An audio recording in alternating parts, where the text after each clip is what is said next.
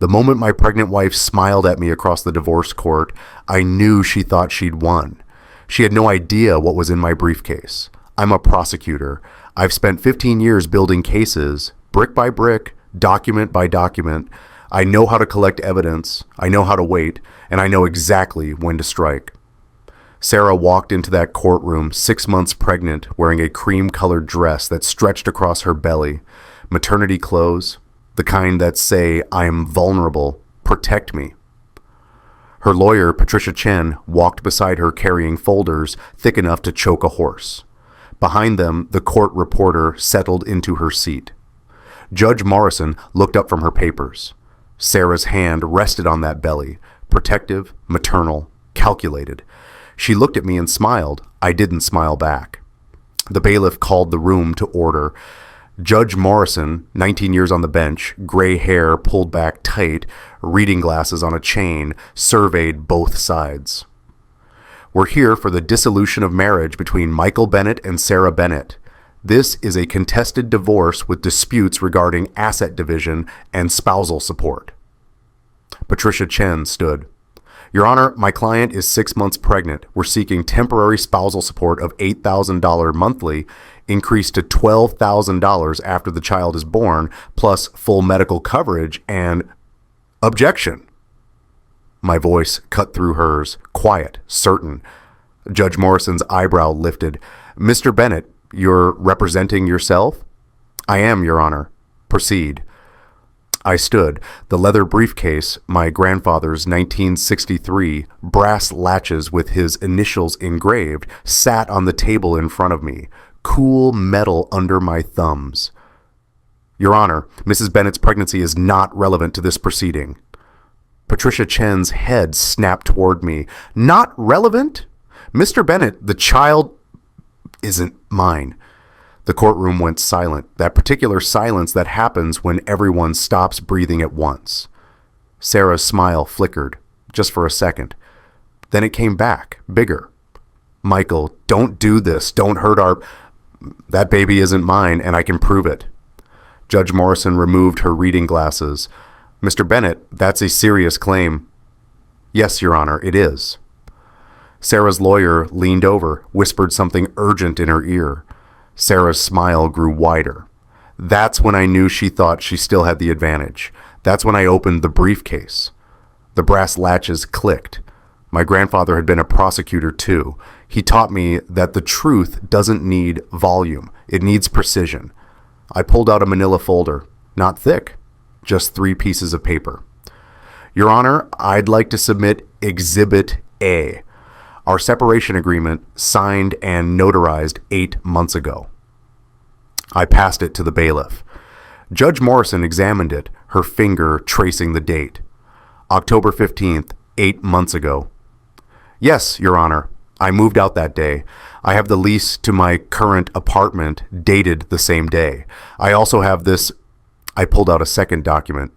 "A calendar showing the exact date I left the marital home." I marked it. October 15th, 8 months ago. Patricia Chen was typing on her laptop now, fast. Sarah's hand had stopped moving on her belly. "Mrs. Bennett claims to be 6 months pregnant," I continued. "According to basic biology, that means conception occurred approximately 6 months ago, February. I moved out in October. That's a 4-month gap, Your Honor." Judge Morrison looked at Sarah. "Mrs. Bennett?" Sarah's voice was sweet, hurt. "Michael, you came back, remember? You came back for Thanksgiving and Christmas. I didn't." I pulled out my phone, opened my photo gallery, and handed it to the bailiff. "Thanksgiving, Frankfurt, Germany, work trip. My entire office can verify. Christmas, Vail, Colorado, with my sister Emma, resort receipts, lift tickets, restaurant bills. I have all of it." The photos passed to Judge Morrison. Me standing in front of the Brandenburg Gate. Me on a ski slope with my sister, both of us holding hot chocolate, Santa hats on our heads. Sarah's lawyer leaned over again.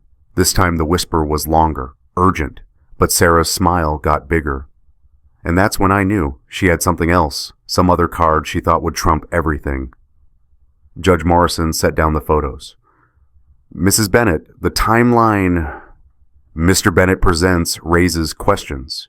Do you have evidence that you and Mr. Bennett were together during the conception window? Your Honor, relationships are complicated. Michael and I, we had moments, private moments. He's hurt. I understand that, but answer the question. Do you have evidence? Sarah looked at her lawyer. Patricia Chen closed her laptop.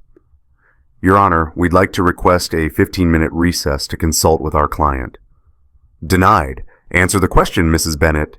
Sarah's hand gripped her belly tighter. I don't need to prove anything. He's my husband. We were married during the conception. That makes him the father legally. I almost laughed. Almost. Your Honor, that's not entirely accurate. North Carolina law allows for challenging presumed paternity when there's evidence of the mother's infidelity or when the husband can prove he had no access to the mother during conception. I have both. Judge Morrison leaned forward. You have evidence of infidelity? I reached into the briefcase again. I do. The courtroom felt smaller suddenly, like the walls were closing in. Sarah's lawyer touched her arm, probably telling her to stay quiet, but Sarah couldn't help herself. That's just his paranoia talking. Michael always thought... I have photographs. Her voice stopped, cut off mid-word. I pulled out the manila envelope. Not thick, not thin, just right. The weight of truth. Your Honor, Exhibit B, surveillance photographs taken over a 3-month period from January to March of this year, all time-stamped, all authenticated by the private investigator who took them. His affidavit is included. I opened the envelope. The photographs slid across the judge's desk like cards being dealt. Sarah with a man. Outside a restaurant, holding hands. Sarah with the same man. Getting into his car. His hand on her lower back. Sarah with the same man. Entering a hotel, the Ritz-Carlton downtown. Timestamp February 14th, Valentine's Day.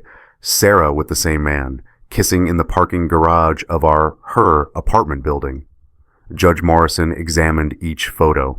Her expression didn't change, but her jaw tightened. Mrs. Bennett? Sarah's face had gone pale. The cream dress suddenly looked wrong, too bright, too innocent.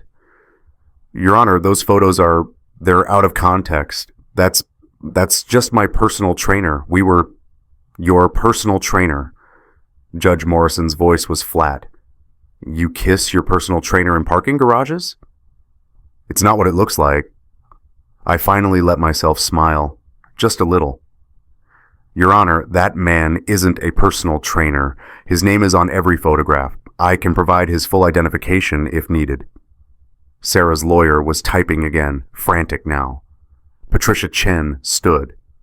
Your Honor, even if there was an indiscretion, that doesn't prove the child isn't Mr. Bennett's. The timeline proves I was in Germany and Colorado during conception. The photographs prove Mrs. Bennett was with another man. And I reached into the briefcase one more time. These credit card statements prove Mrs. Bennett and this man checked into hotels together 14 times between January and March, including February 12th, 13th, and 14th, right in the middle of her conception window. I slid the statements across. Bank of America, Sarah's name. Hotel charges highlighted in yellow. Judge Morrison studied them, each one. The room was so quiet I could hear the court reporter's fingers on her stenotype machine. Then she said the one thing I was waiting for. Mrs. Bennett, who is the man in these photographs? Sarah looked at her lawyer. Her lawyer looked at her laptop. Neither of them said anything. Mrs. Bennett, I asked you a question. Sarah's voice came out small, defensive. That's just my trainer. His name is... It's private. I'd been waiting for this, for her to lie one more time. Your Honor, the man's name is Ryan Cooper. Judge Morrison wrote it down. And who is Ryan Cooper to you, Mr. Bennett? I looked at Sarah. She was staring at me now, not smiling anymore. Her hand had dropped from her belly. He's my best friend, I said, and my law partner. If you've ever had someone look you in the eye and lie with complete confidence, If you've ever felt that twist in your gut when you realize someone you trusted is performing for an audience, you know what that moment felt like. Judge Morrison set down her pen. Mr. Bennett, you're telling me your wife had an affair with your best friend and business partner? Yes, Your Honor. And you believe this child is his? I don't believe it, Your Honor. I know it. Sarah finally found her voice, strong, angry. You're making assumptions, Michael. You're hurt, and I understand that, but you can't just... I have more than assumptions. I reached into the briefcase again. There was another envelope, thicker this time. Sarah saw it. Her eyes went wide. Her lawyer saw it too. Your Honor, we'd like to request a continuance. My client needs time to... Denied. I held the envelope up. Heavy. 134 pages of theft documented in graphs and spreadsheets and bank transactions.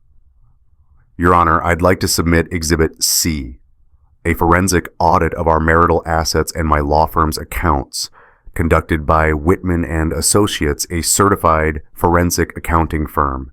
Patricia Chen stood up fast. Your Honor, we weren't notified of this.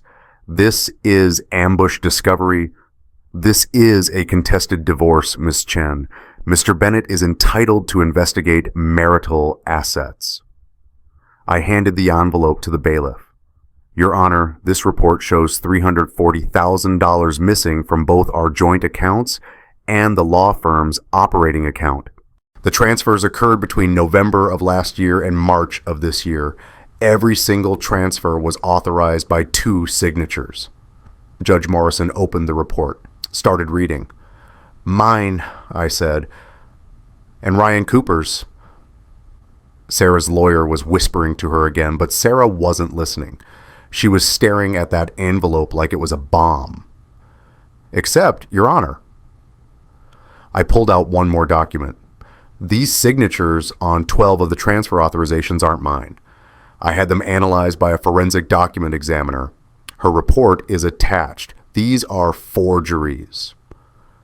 Judge Morrison looked up. Someone forged your signature? Yes, Your Honor. To steal money from your law firm? Yes, Your Honor. $340,000 worth. The judge flipped through pages, numbers, highlighted, discrepancies, expert testimony about ink patterns and pressure points and handwriting analysis. Who forged your signature, Mr. Bennett? I looked at Sarah. She was shaking her head. Small movements. No, no, no. I don't know for certain, Your Honor, but every forged authorization corresponds with a date when I was out of the office and Ryan Cooper had access to my files. Patricia Chen's face had gone gray. Your Honor, this is beyond the scope of a divorce proceeding. If Mr. Bennett is accusing someone of forgery and theft, he needs to file criminal charges, not... I already have, I said. I filed a report with the district attorney's office 3 days ago, but this is relevant to the divorce because the money stolen includes $127,000 from our joint marital accounts, money my wife had equal access to. Judge Morrison looked at Sarah. Mrs. Bennett, did you authorize these transfers? Silence. Mrs. Bennett? I don't know what he's talking about. I pulled out the bank statements, our joint account. Transfers out, $5,000, $10,000, $15,000. Each one approved with online banking. Each one using Sarah's login credentials. Your Honor, these transfers from our joint account all went to an LLC called Clearwater Holdings. I had my investigator run the paperwork. Clearwater Holdings is owned by Ryan Cooper, and the address listed for Clearwater Holdings is... I paused. Let it hang. My wife's sister's address in Wilmington. The courtroom felt like it was vibrating. Judge Morrison's knuckles were white where she gripped her pen. Sarah stood up. This is insane. Michael, you're having some kind of breakdown. You can't seriously... Sit down, Mrs. Bennett. Sarah sat. Judge Morrison looked at me. Mr. Bennett, you're alleging that your wife and your business partner conspired to embezzle money from your law firm and your marital accounts. Yes, Your Honor. And you believe they used that money to what? Support their affair? Among other things, the audit shows transfers to fertility clinics, Your Honor, $15,000 to Carolina fertility specialist in February, right when Mrs. Bennett got pregnant. Sarah made a sound, small, wounded. Patricia Chen closed her laptop. Your Honor, I need to consult with my client, privately. This has gone far beyond a simple divorce, and Ms. Chen, your client walked in here demanding $12,000 a month in child support for a baby that, according to Mr. Bennett's evidence, may not be his. I think we need to establish paternity before we discuss support. Your Honor, my client has rights. So does Mr. Bennett. And right now, his evidence is compelling. Judge Morrison looked at me. Mr. Bennett, do you have anything else? I thought about the USB drive in my briefcase, the nanny cam footage, the video of Ryan and Sarah in my house, in my bed, laughing about how I'd never figure it out. Not at this time, Your Honor. Then here's what we're going to do. I'm ordering an immediate paternity test. Blood draw for Mrs. Bennett, amniocentesis if necessary. Your Honor, amniocentesis carries risk to the fetus. Then Mrs. Bennett can wait until the child is born and we'll do a DNA test then. But until paternity is established, there will be no child support orders. None. Judge Morrison turned to Sarah. Mrs. Bennett, I'm also freezing all joint assets pending investigation of Mr. Bennett's theft allegations. You'll have access to basic living expenses through a monitored account, but no large withdrawals. Sarah's voice cracked. You can't do that. I have bills. You should have thought of that before you allegedly stole $127,000 from your husband. Then she said the one thing I didn't expect. Mr. Bennett, do you need a restraining order? I looked at Sarah. She was crying now. Real tears or performed ones, I couldn't tell anymore. No, Your Honor, I just want this marriage dissolved. Judge Morrison nodded. We'll reconvene in 60 days. By then, I expect paternity results. I also expect the district attorney's office to have made progress on the theft investigation. In the meantime, Mr. Bennett, I suggest you secure your law firm's accounts and change every password you've ever shared with Mr. Cooper. Already done, Your Honor. Smart man. She looked at Sarah. Mrs. Bennett, you're dismissed. I suggest you get a new lawyer, one who specializes in criminal defense.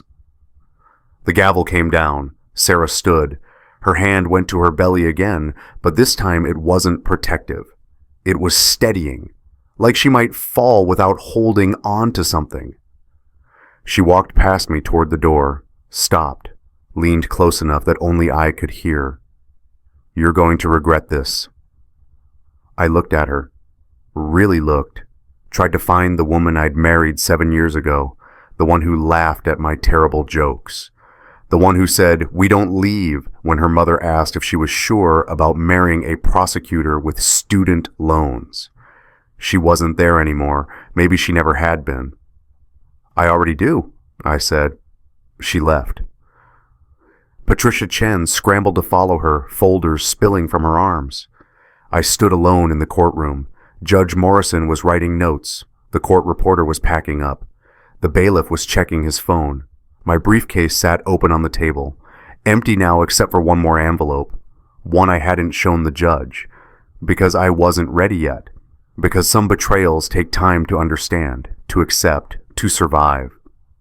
I closed the briefcase. The brass latches clicked shut. My grandfather's initials caught the fluorescent light, and I thought about Ryan, my best friend since law school, the guy who stood beside me at my wedding, the guy who convinced me to start our own firm, told me we'd be brothers-in-law and in life, swore that brothers don't lie, the guy whose cologne I'd started finding in my bathroom. I need to tell you about Ryan, not the Ryan who forged my signature, not the Ryan who slept with my wife, the Ryan before all that, because that's the part that still hurts when I wake up at 3 a.m. Ryan Cooper and I met in law school, first-year criminal procedure class. He sat behind me and spent the entire semester making jokes under his breath about the professor's toupee. I failed the midterm because I couldn't stop laughing. We became friends, then roommates, then brothers. That's what he called us, brothers. When my mom died junior year, cancer, fast and brutal, Ryan drove 8 hours through a snowstorm to get me home for the funeral. Stayed the whole week, helped me pack up her apartment, found me crying in her closet at 2 a.m, holding her favorite cardigan, and didn't say a word. Just sat there with me. Brothers don't leave. That's what he said. After graduation, we both took prosecutor jobs, different offices, but we'd meet every Thursday for beer and wings, talk about cases, complain about judges, plan our futures. His future included becoming a defense attorney, making real money. The only difference between us and them, he'd say, pointing at defense attorneys across the bar, is they get paid better and sleep in leather chairs. He switched sides 3 years in, started his own practice, did well, really well. Then he called me. Mike, I need a partner, someone I trust, someone with a conscience. His voice on the phone, excited, caffeinated. Cooper and Bennett, we'll do it right. Defense work that actually helps people, not just rich assholes trying to beat DUIs. I said yes before he finished asking. We opened the firm 6 years ago, small office in downtown Raleigh. 2 desks, 1 shared paralegal. Big dreams. By year 3, we had 6 attorneys and a floor in a good building. By year 5, we were pulling 7 figures in revenue. Ryan was my partner, my best friend, my brother. When I married Sarah, Ryan was my best man. He cried during his toast, actually cried. Said, Mike's the best man I know. Sarah, you're the luckiest woman alive. Everyone laughed. Sarah blushed. I hugged him. The wedding photo is still in my wallet. Was in my wallet. The crease runs right through our faces now. I'd folded it closed so many times, trying to make sense of when things changed. The cologne bottle appeared 4 months ago. I came home early from a deposition, Tuesday afternoon. Sarah was supposed to be at her book club. That's what she told me that morning. Book club until 8, don't wait up. The house was dark. I walked into the master bathroom to wash my hands, and there it was. Tom Ford Noir, sitting on the counter next to Sarah's makeup. The bottle was new, still had the plastic wrap tag hanging from the atomizer. I picked it up. Woody, specific, expensive. The same cologne Ryan wore. The same scent from my wedding day when he'd hugged us both, said we were his family now, promised he'd always have our backs. I stood there holding that bottle for 10 minutes. Told myself it was coincidence. Lots of men wear Tom Ford Noir. Sarah probably bought it for me. A surprise gift she forgot to give me. Except Sarah knew I was allergic to strong scents. Had been since childhood. And the bottle was half empty. I put it back exactly where I'd found it. Didn't say anything, didn't confront her. I did something better. I called my sister Emma. Emma's a family therapist. She specializes in infidelity counseling. I'd always thought that was depressing work. Now I was grateful for her expertise. Mike, you need to be sure before you accuse her, Emma said when I told her about the cologne. We were sitting in her kitchen. She'd made coffee. I hadn't touched it. But you also need to trust your gut. What's it telling you? My gut was telling me my marriage was over. My gut was telling me my best friend was a liar. My gut was telling me I'd been blind. Get proof, Emma said. Not for her, for you. So you know you're not crazy. I got proof. First, I checked the spare key situation. The key to our house that we'd given Ryan 3 years ago, back when we'd gone to Hawaii and needed someone to water the plants. It was missing from his key ring. I checked the last time we'd all had dinner together. His keys were on the table. I'd counted them. 6 keys. The house key wasn't there anymore. Second, I installed a nanny cam. Before you judge me, it was legal. My house. North Carolina's a one-party consent state. I just needed to know if I was paranoid or perceptive. The camera went up in the living room. Looked like a charging dock for a phone. I left for a business trip, Frankfurt. 3 days of depositions for a German client. I told Sarah I was leaving. She kissed me goodbye at the airport. Said, "I'll miss you." I said, "I'll call you every night." She said, "Don't. The time difference is terrible. Just text me." I should have known then. The first night in Frankfurt, I couldn't sleep. Jet lag and suspicion make terrible roommates. I opened the Nanny Cam app on my phone. Live feed. My living room. Empty. Second night. Same thing. Empty house. Sarah had texted me earlier. "Out with Jenna. Girls' night. Love you." Third night. I was at a bar with the German attorneys. Someone ordered another round of schnapps. My phone buzzed. Motion detected on Nanny Cam. I excused myself, went outside, opened the app. Sarah walked into frame. She wasn't alone. Ryan. They were laughing. His hand was on her lower back, the same way it had been in the surveillance photos I'd eventually get, but I didn't have those yet. This was the first time I was seeing them together. Sarah said something. Ryan laughed, leaned down, kissed her. Not a peck, not friendly. A kiss that had history, familiarity, practice. I watched them walk toward the bedroom, my bedroom, our bedroom. I turned off the app, finished my schnapps, went back to the hotel, didn't sleep. The next morning, I hired a forensic accountant. If Ryan would betray me like that, in my house, in my bed with my wife, then I needed to know what else he was capable of.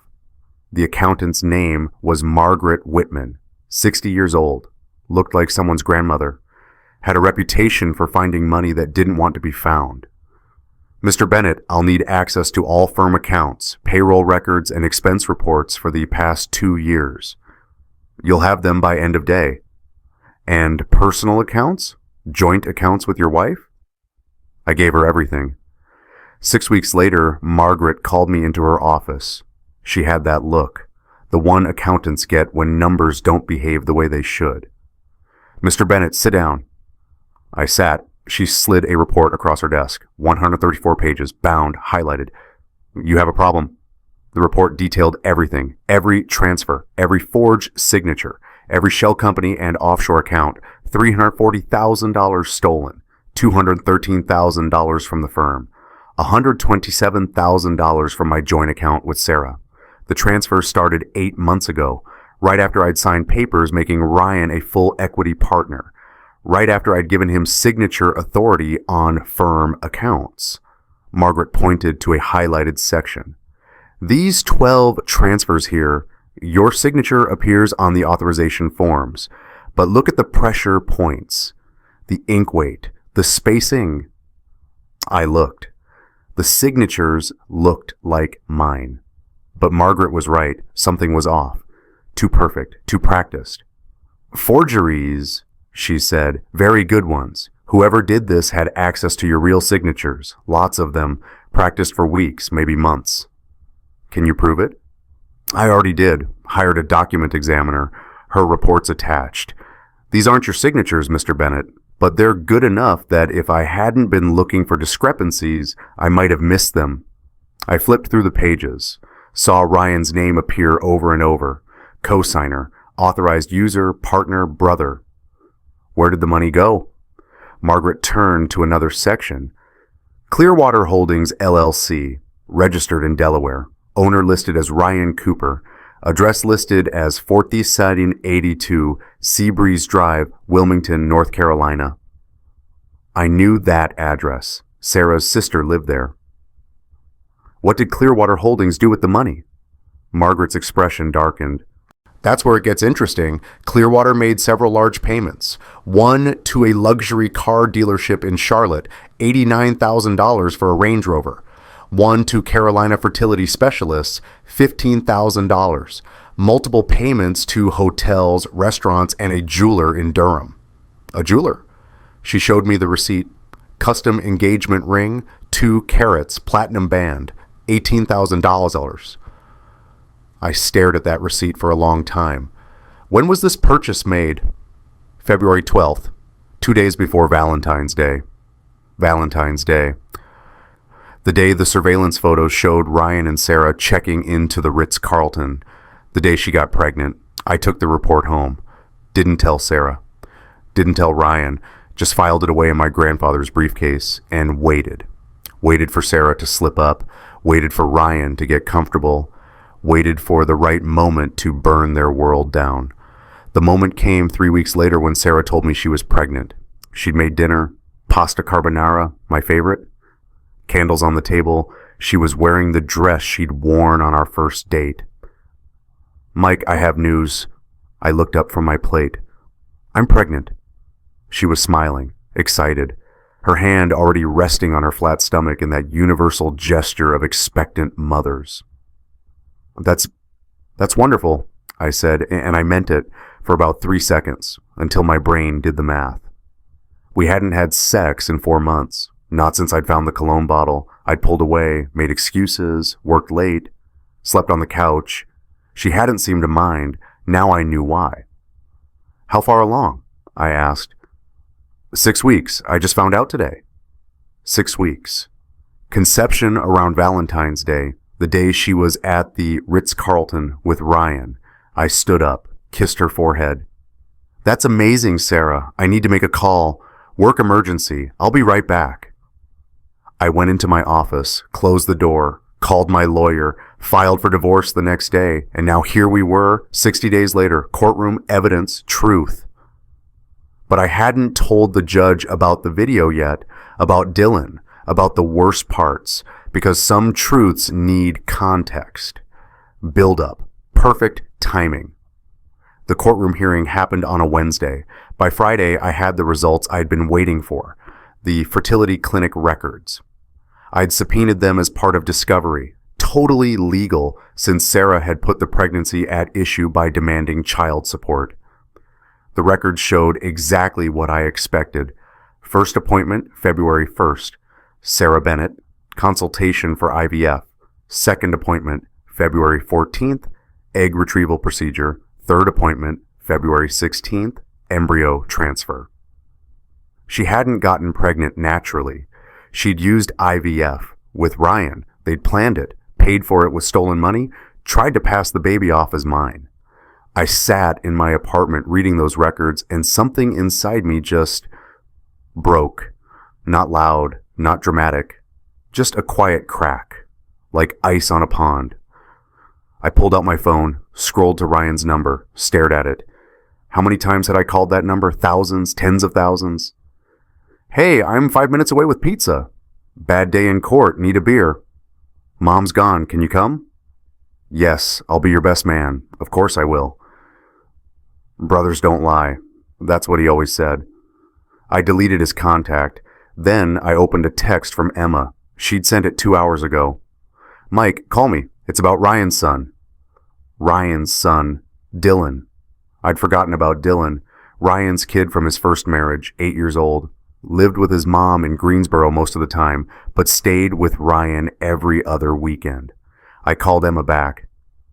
"Mike, I got something in the mail today. It's addressed to you. From Dylan." "From Dylan? Why would—" "Just come over. You need to see this." I drove to Emma's house. She met me at the door, holding an envelope. The kind kids use, too big, covered in crayon drawings of flowers. "He mailed it to my address," Emma said. "Probably because he knows I'm your sister and he didn't want to send it to the firm or your apartment." I opened the envelope. Inside was a drawing, construction paper, crayons, a family, stick figures. One tall figure with blue crayon eyes and spiky hair, Ryan. One shorter figure with long yellow hair and a round belly. Sarah. They were holding hands. A red heart drawn between them. Off to the side, separated by a black line, was a smaller figure. Alone. That was me. And in the corner, even smaller, even more alone, was another child figure. Brown crayon hair, sad face. That was Dylan. Under the drawing, in careful child handwriting, "Dear Mr. Michael, my dad said you're mean, and that's why he doesn't work with you anymore. But you gave me birthday presents when he forgot. You taught me how to throw a football. You let me sit in your office chair and pretend to be a lawyer. Are you still my friend? My dad has a new family now, with Sarah. He said they're having a baby, and I'll have a brother or sister. He said I can't come visit as much anymore because they need space. I miss you. Love, Dylan. I read it 3 times. Emma watched me. Didn't say anything. The drawing showed everything. Ryan holding Sarah's hand. Me pushed to the side. Dylan pushed even further. Collateral damage, that's what therapists call it. The innocent people who get hurt when adults make selfish choices. Dylan was 8 years old. He drew pictures of his dad abandoning him for a new family. For my wife, for a stolen life. Mike, Emma said softly, what are you going to do? I looked at that drawing, at Dylan's sad face in the corner. I'm going to finish this, I said. Here's the question I want you to think about. If someone betrays you but their child is innocent, do you walk away from both or do you protect the child? Leave a comment. Tell me what you do. I went back to court 4 weeks later for the continued hearing. Paternity results were in. Judge Morrison had them in a sealed envelope on her desk. Sarah showed up with a new lawyer, some hotshot from Charlotte named Marcus Webb. Expensive suit, practiced smile. Patricia Chen had quit. Smart woman. Marcus Webb stood. Your Honor, my client is willing to proceed with paternity testing after the child is born. However, we believe amniocentesis presents unnecessary risk to... Your client doesn't get to choose, Judge Morrison said. Mr. Bennett has provided compelling evidence that he is not the father. We're establishing paternity today. The bailiff handed Judge Morrison the envelope. Court seal, laboratory certification, the kind of envelope that changes lives. She opened it, read silently. Her expression didn't change, but her fingers tightened on the paper. Mrs. Bennett, the results are conclusive. According to DNA analysis comparing the fetal DNA from your amniocentesis with Mr. Bennett's DNA sample, the probability of paternity is, she paused, 0%. Mr. Bennett is excluded as the biological father. The courtroom went silent again, that same held breath silence from the first hearing. Sarah's hand dropped from her belly. Marcus Webb was already whispering to her, but she wasn't listening. She was staring at me. Your Honor, Webb said, my client would like to request... Mr. Bennett? Judge Morrison interrupted. Do you have evidence identifying the biological father? I do, Your Honor. I'd been saving this, the second DNA test, the one I'd run on my own. 4 weeks ago, I collected a DNA sample from a coffee cup used by Ryan Cooper, my former business partner. I submitted that sample, along with the fetal DNA results from Mrs. Bennett's amniocentesis, to a private laboratory. I pulled out the report, handed it to the bailiff. Your Honor, the results show a 99.97% probability that Ryan Cooper is the biological father of Mrs. Bennett's child. Judge Morrison read the report once, twice. You're telling me that your wife's child is fathered by your business partner? Yes, Your Honor. The same business partner who allegedly helped embezzle $340,000 from your firm. Yes, Your Honor. And you obtained his DNA without his knowledge. From a discarded coffee cup in a public place, Your Honor, perfectly legal under North Carolina law. Marcus Webb stood. Your Honor, this is... My client's private life isn't on trial here. What she does outside her marriage... Mr. Webb, your client demanded $12,000 a month in child support for a baby she claimed was Mr. Bennett's. She lied, under oath, in my courtroom. Judge Morrison's voice was ice. I don't take kindly to perjury. Sarah finally spoke. I didn't lie. I thought it could be his. Michael and I, we had... Mrs. Bennett, Mr. Bennett has provided irrefutable evidence that he had no contact with you during the conception window. Stop lying. Sarah's face crumpled, real tears this time. It wasn't supposed to happen like this. Ryan and I, it just happened. We fell in love. We didn't mean to... You didn't mean to steal $340,000. You didn't mean to commit fraud. You didn't mean to get pregnant with your husband's best friend's child and try to pass it off as his? Silence. Your Honor, I said quietly. I have one more piece of evidence. Judge Morrison looked tired. Mr. Bennett, I think we've established this one's important. I pulled out the USB drive, the nanny cam footage. Video evidence recorded in my home, legally obtained. It shows Mrs. Bennett and Mr. Cooper together. It's explicit. But more importantly, it includes audio, conversations about me, about their plan. I handed the USB drive to the bailiff.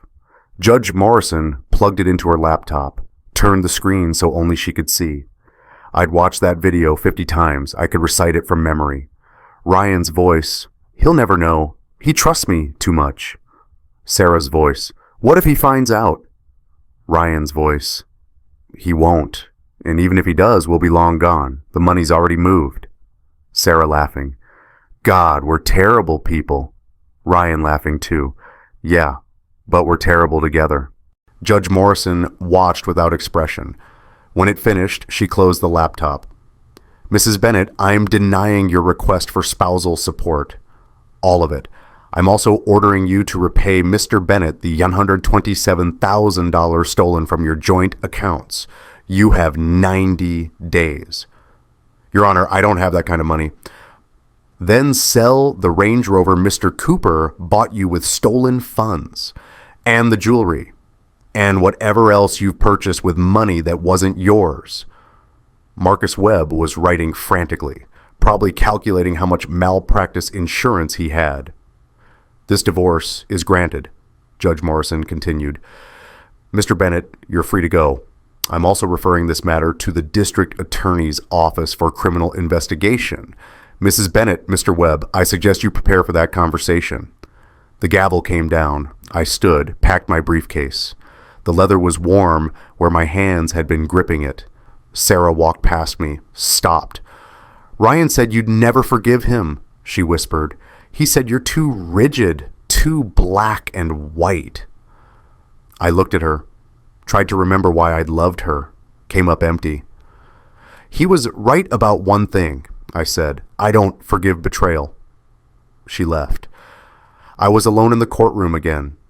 Just me and my grandfather's briefcase and the weight of everything I'd lost. Not just my wife, not just my best friend, my brother, the only family I had left besides Emma. But then I thought about Dylan, about his drawing, about his letter. Are you still my friend? And I realized something.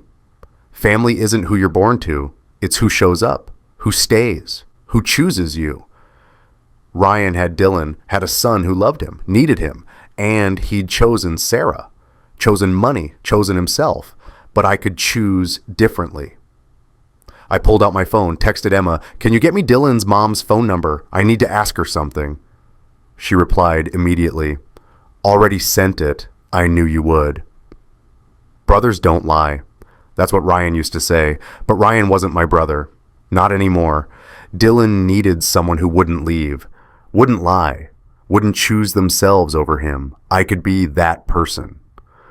The courtroom door opened behind me. I turned and Ryan walked in. Ryan Cooper looked like he'd aged 5 years in 2 months. His suit was rumpled. His tie was loose. The confident swagger that used to fill every room he entered, gone, replaced by something smaller, cornered. He stood in the doorway of the courtroom, saw me, stopped. For a moment, we just looked at each other. 10 years of friendship, 3 years of partnership, a lifetime of brothers don't lie. All of it dead in the space between us. Judge Morrison looked up. "Mr. Cooper, how convenient. We were just discussing you." Ryan's lawyer, a woman named Victoria Nash, who specialized in white-collar crime, pushed past him into the courtroom.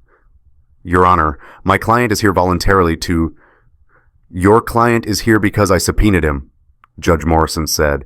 "Bailiff, please swear in Mr. Cooper." Ryan's face went pale.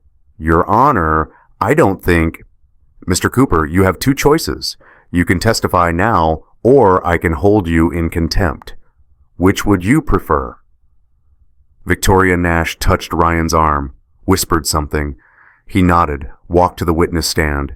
The bailiff held out the Bible. Do you swear to tell the truth, the whole truth, and nothing but the truth? Ryan looked at me when he answered. I do. Judge Morrison gestured to me.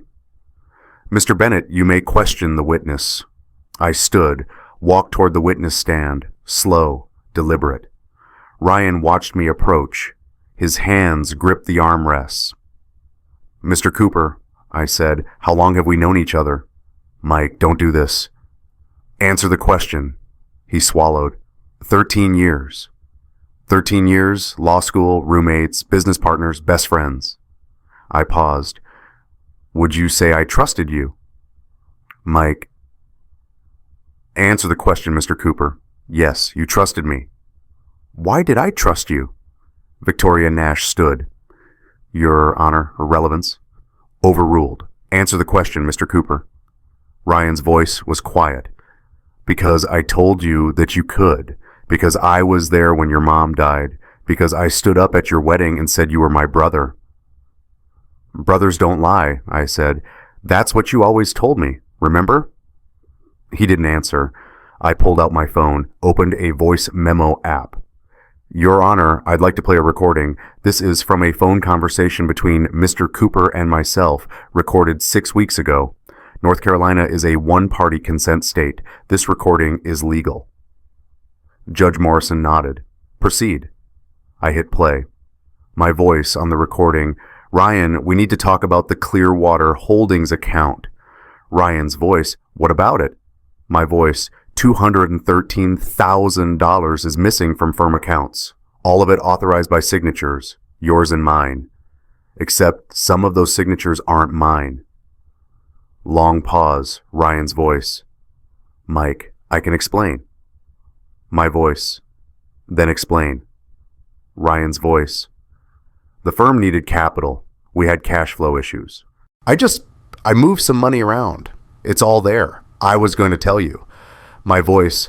You stole from our firm. You forged my signature. That's not moving money around, Ryan. That's fraud. Ryan's voice. I did it for us. For the firm. To keep us afloat during the slow months. My voice. The firm wasn't in trouble. I've seen the books. We were profitable. Where did the money really go? Silence on the recording. Then Ryan's voice. You don't understand. Sarah and I. My voice. Sarah and you. What? Ryan's voice. We fell in love, Mike. I didn't plan it. It just happened. My voice. How long? Ryan's voice. Does it matter?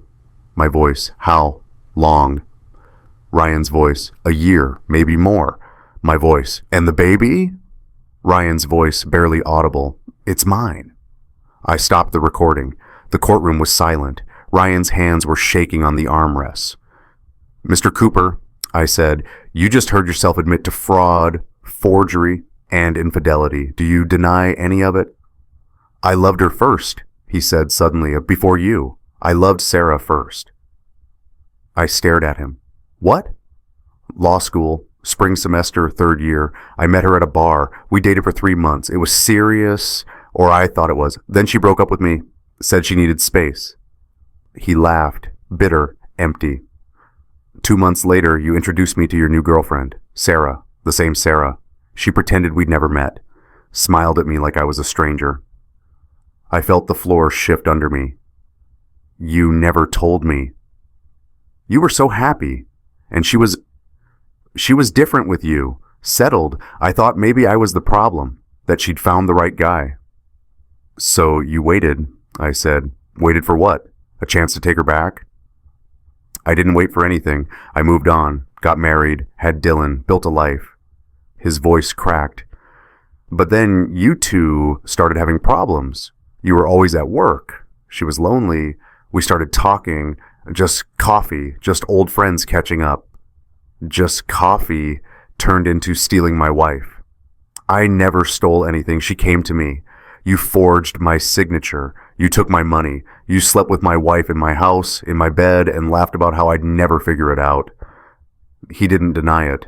Judge Morrison leaned forward. Mr. Cooper, did you forge Mr. Bennett's signature on financial documents? Ryan looked at his lawyer. She shook her head slightly. Don't answer. He answered anyway. Yes. Did you steal money from your law firm? I borrowed it. I was going to pay it back. With what money, Mr. Cooper? The $340,000 is gone. Spent on fertility treatments, cars, jewelry for Mrs. Bennett. How exactly were you going to repay it? Silence. Mr. Cooper, are you the biological father of Mrs. Bennett's child? Yes. Did you and Mrs. Bennett plan this pregnancy? He looked at me, really looked, and I saw something in his eyes I hadn't seen before. Regret? Guilt? No, justification. She wanted a family, Ryan said. You didn't. You were always too busy with work, too focused on your career. She wanted a baby, and you kept saying, not yet, not yet, not yet. So I gave her what you wouldn't. I felt something cold settle in my chest. You gave her my money, my trust, my life. You would have figured it out eventually. We were going to tell you. After the baby was born, we were going to start over together. Sarah and me and the baby, a real family. What about Dylan? The words came out harder than I intended. What about your actual son, the one you already have? Ryan flinched. You abandoned an 8-year-old boy to play house with my wife. Dylan wrote me a letter. Did you know that? He asked if I was still his friend because his dad, that's you, Ryan, told him he couldn't visit anymore, that you needed space for your new family. Dylan has his mother. He's fine. He's not fine. He drew a picture of you holding Sarah's hand, him in the corner, alone. That's what you did. You threw away your son for a stolen life. Ryan stood up. You don't know anything about... Sit down, Mr. Cooper. Judge Morrison's voice cut through. We're not finished. He sat. I pulled out one more document. Dylan's letter. The drawing. Your Honor, I'd like to enter this into evidence. A letter from Dylan Cooper to me, sent 4 weeks ago. I handed it to the bailiff. Judge Morrison read it. Her expression softened, then hardened. Mr. Cooper, your son asked Mr. Bennett if they were still friends, because you told the child he couldn't visit you anymore. Is that accurate? Ryan didn't answer. Mr. Cooper, I asked you a question. I needed to focus on my new family. Dylan would understand eventually. Drop a, if you've ever heard an excuse that made things worse, not better. Judge Morrison set down the letter. Mr. Cooper, you're dismissed, but before you leave, let me be clear. You will be hearing from the district attorney's office regarding fraud and embezzlement charges. You will also be hearing from Mr. Bennett's attorneys regarding the dissolution of your business partnership.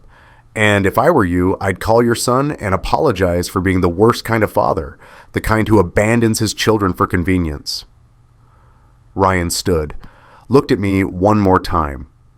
I'm sorry, he said. No, you're not. He left. Victoria Nash scrambled after him, already on her phone.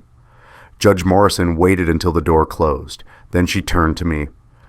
Mr. Bennett, I've been on this bench 19 years. I've seen a lot of ugly divorces, a lot of betrayal, but I've never seen someone maintain their dignity the way you have today. Your parents raised a good man. I felt something crack in my chest, not breaking, opening. Thank you, Your Honor.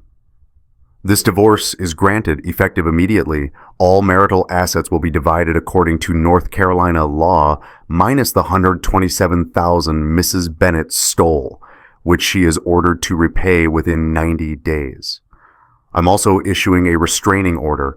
Mrs. Bennett and Mr. Cooper are to have no contact with you outside of legal proceedings. She signed the papers. The bailiff stamped them. You're free, Mr. Bennett. Free. The word should have felt triumphant, victorious. Instead, it just felt empty. I gathered my papers, closed my grandfather's briefcase for what I thought would be the last time. The brass latches clicked shut.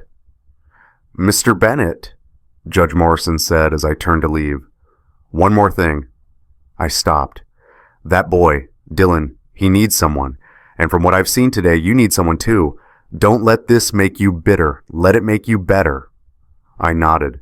Couldn't speak. Just nodded. left the courtroom. Emma was waiting in the hallway. She hugged me, tight, didn't let go for a long time. "It's over," she said. "Yeah." "How do you feel?" I thought about it, really thought. Empty. She pulled back, looked at me. "You won, Mike." Did I? We walked out of the courthouse together. The sun was too bright. The air was too warm. Everything felt wrong. "What now?" Emma asked. I pulled out my phone, looked at the text I'd sent earlier to Dylan's mom. She'd replied while I was in court, "Dylan would love to see you. He asks about you every day. Come by anytime." "Now," I said, "I go see a kid who needs a friend." Dylan's mom lived in Greensboro. Small house, neat lawn, basketball hoop in the driveway. I knocked on the door. Waited. A woman answered, mid-30s, kind eyes, tired smile. "Michael?" "Mrs. Cooper, thank you for letting me visit." "Please, call me Jennifer, and thank you for coming. Dylan's been..." She trailed off. "He's been having a hard time." She let me in. The house smelled like cookies, chocolate chip, from scratch. "Dylan," Jennifer called up the stairs. "You have a visitor." Footsteps, fast, excited. Dylan appeared at the top of the stairs. 8 years old, brown hair, Ryan's eyes. But his smile, that was all his own. When he saw me, his face lit up. "Mr. Michael!" He ran down the stairs, nearly tripped, caught himself, and crashed into me. Hugged my waist, held on tight. I knelt down, eye level. "Hey, buddy." "My dad said you weren't my friend anymore." "Your dad was wrong." Dylan's eyes got wet. "He said you were mean, that you ruined everything." "I didn't ruin anything, Dylan. Your dad made some bad choices, but that's not your fault, and it doesn't change anything between us." "Really? Really?" Jennifer was watching from the kitchen doorway, wiping her eyes with a dish towel. "Dylan," I said, "I want to ask you something. Would it be okay if we hung out sometimes like we used to? Maybe get pizza, play catch, go to the batting cages?" "The batting cages?" "Yeah, I could teach you how to hit. Properly, not the way your dad showed you." Dylan laughed. Actually laughed. "Dad never showed me. He was always too busy." "Of course he was." "Well, I'm not busy. I've got time if you want." Dylan looked at his mom. "Can I?" Jennifer nodded. "Of course you can." Dylan hugged me again. "When can we go?" "How about now?" The batting cages were empty on a Tuesday afternoon. Dylan and I had the place to ourselves. I bought tokens, rented helmets, found a cage with slow pitch machines. "Okay, buddy, stand here, feet shoulder width apart, hands together on the bat. See how I'm holding it?" Dylan copied me. His stance was terrible, but he was trying. "When the ball comes, you're going to step forward with your front foot and swing. Follow through. Don't stop halfway." "What if I miss?" "Then you miss. That's how you learn. Even the best players miss sometimes." I loaded the machine, set it to the slowest speed, stepped back. "You ready?" Dylan nodded, nervous, excited. The first ball came. He swung, missed by a mile. "It's okay, try again." Second ball, swing, miss. Third ball, swing. Contact. The crack of aluminum, bat on ball. Not solid, not pretty, but contact. Dylan's face exploded with joy. "I hit it!" "You did! That was great! Let's do it again!" We spent an hour there, ball after ball. Dylan got better with each swing. Started connecting more often, started understanding the timing. I taught him how to watch the ball, how to wait, how to trust himself. Between rounds, we sat on the bench, drank Gatorade from the vending machine. Dylan told me about school, his friends, his favorite video games. He didn't mention Ryan, not once. "Mr. Michael?" "Yeah, buddy." "Why did my dad leave?" There it was, the question I'd been dreading. I thought about how to answer, thought about protecting Dylan from the truth. Then I remembered what Judge Morrison had said. Don't let it make you bitter. Let it make you better. "Your dad made some choices," I said carefully. "Choices that hurt a lot of people. including you. And I don't understand all of it, Dylan, but I know this. What he did isn't about you. You didn't do anything wrong. Do you think he'll come back? I wanted to lie, wanted to say yes, wanted to give this kid hope, but Ryan had already lied to him enough. I don't know. Maybe. But if he doesn't, that's okay. Because you've got people who love you. Your mom, your grandparents, me. Dylan looked up at me. You love me? The question hit harder than expected. Did I love him? This kid I'd known as Ryan's son. This kid I'd bought birthday presents for and taught to throw a football. This kid who drew pictures where I appeared in his family and his own father didn't. Yeah, I said, I do. Dylan leaned against my shoulder, small, trusting. Can I tell you a secret? He whispered. Of course. I wish you were my dad instead. I felt my throat close, couldn't speak for a second. Then I put my arm around him. Dylan, I'm not your dad, but I can be something better. I can be someone who chooses to be here, someone who won't leave, someone who shows up. Like family? Yeah, like family. Not blood, not obligation, just choice. He smiled. I like that. We went back to the cages. Dylan hit 6 balls in a row. By the 7th, he was whooping with each connection. I watched him and thought about everything I'd lost. My wife, my best friend, my business partner, the life I'd planned. But I'd gained something too. Something Ryan had thrown away. Purpose, connection, a kid who needed someone. We don't leave people who need us. That's what family means. Not the family you're born into, the family you choose, the family you build from broken pieces and second chances and 8-year-olds who need someone to teach them how to hit a baseball. 3 months later, I'm sitting in my new office, smaller than the old one. No partner's name on the door, just mine. Bennett Law. Simple, clean. The partnership dissolution with Ryan went through. He kept his clients, I kept mine. The stolen money is being repaid in installments. The DA cut a deal in exchange for Ryan's testimony against Sarah in the fraud case. Sarah had the baby, a boy. Ryan's name is on the birth certificate. They're not together anymore. Turns out stealing and lying aren't great foundations for relationships. Who knew? I hear she's seeing someone new. I don't care. Ryan tried to call me last week. I didn't answer.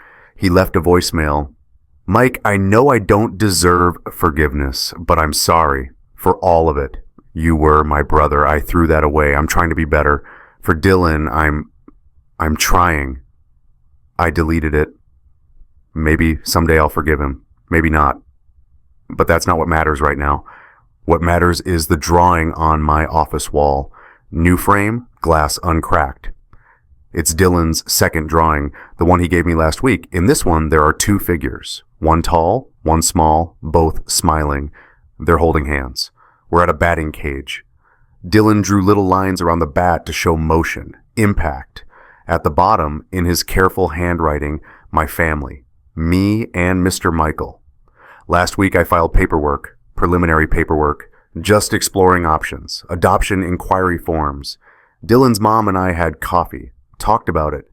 She said Ryan has legal rights, but he hasn't seen Dylan in 2 months, hasn't called, hasn't tried. I think Dylan deserves someone who shows up. I think so too. It might take a year, maybe more. Legal battles. Ryan might fight it, might not, but I'm ready. Ready to choose Dylan the way he chose me.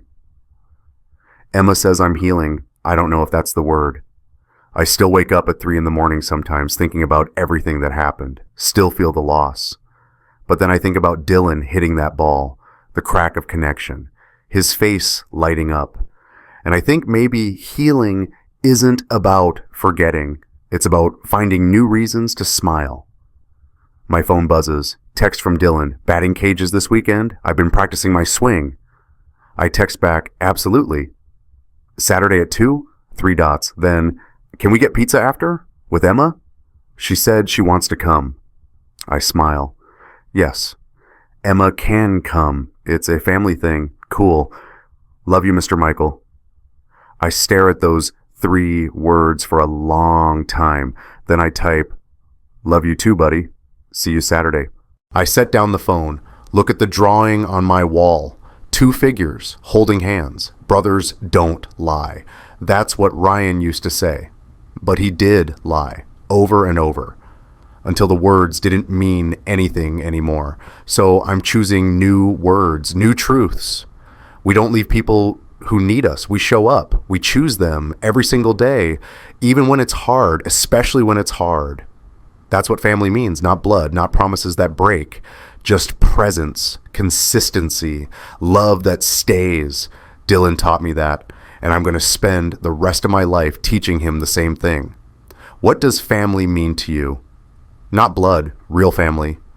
The people who choose you when they don't have to. The ones who show up. Leave your story below. I want to hear it. I'll read every single comment. And if this story meant something to you, share it with someone who needs to hear it. Someone who's rebuilding. Someone who's learning that the family you choose is just as real. Maybe more real than the family you're born into.